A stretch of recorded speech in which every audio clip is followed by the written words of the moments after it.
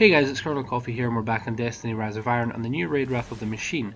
Now continuing on from the last video, we're just going to show you the strategy that we used for the second boss battle. So the first thing you want to do is make your way to the end of the corridor and you'll see this metal grate. You have to have all players on or nearby for the grate to drop down and allow you access to the next arena. Now before we start, if you want to start the mission you have to go up to the middle platform just in the middle of the room, but I just want to show you something quickly first.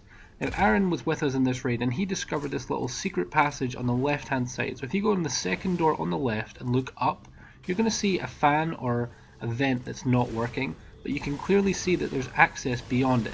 So if you line yourself up so that you can jump between the propellers like so, you can then go progress down the tunnel and see something at the end. Now if you go down the tunnel you have to jump through another gap on the left, you're going to see this monitor at the end of it. Now it says hold X to activate, and all it does is it comes up with a little emblem and it will say 7777 as well. Now we are not sure at all about what this does yet. Some people have come up with some theories but we've yet to prove them yet.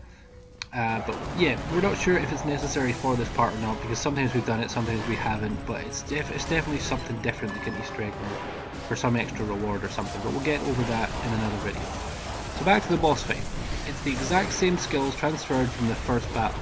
Split up into three groups of two on the left, two on the right and two in the middle. And the majority of the adds are going to be coming from the middle, so you want to have two highly equipped people in the middle to take care of them quickly. You will get normal enemies and then eventually you'll get captains and you'll get shanks as well. So just make sure the people in the middle are on top of their game for killing adds. As you can see here, I'm shooting one of the monitors behind the boss. Now this is probably the most important part about this boss fight. Every so often you're going to hear a little beep and a TV in the background or a monitor is going to appear with a symbol. It's important that you shoot that symbol, you shoot the monitor until it breaks. If you don't, then it's basically a wipe and you cannot recover. So what's going to happen is you're going to hear another beep every so often. It's going to drop those Siva cores down, one on the left, middle and right, and you have to pick them up and then throw them at the boss. Now this is another part we're unsure of about how exactly this works, because sometimes we do damage, sometimes we don't. We just make sure that when all three Siva cores are down, all three players that are designated to throw them, pick them up, throw them at the boss, and then basically hope for the best that he take his shield down. Now we will come up with a more detailed description of how to do this better in another video, but right now a lot of people are saying that they don't know how exactly this works, whether there's a certain order you have to do or what. Now this part's important. Every so often, every damage phase, or if you miss a damage phase, he's going to do this density critical where the room is going to go all red and it's going to kill you instantly.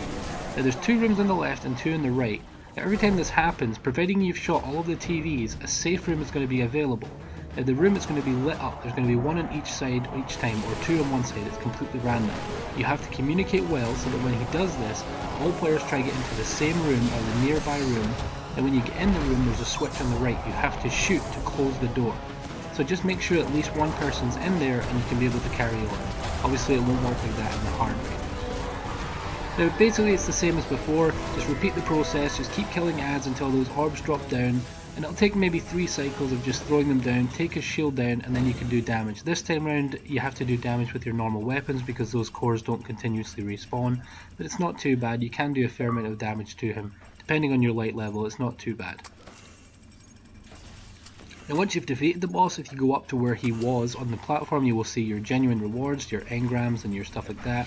But then if you go back to the middle platform, you'll see another reward chest which you need a Siva key to open, and I'll explain that in another video as well. So guys, if you enjoyed this tutorial, if you enjoyed our guide, then leave a like and I'll see you in the next video.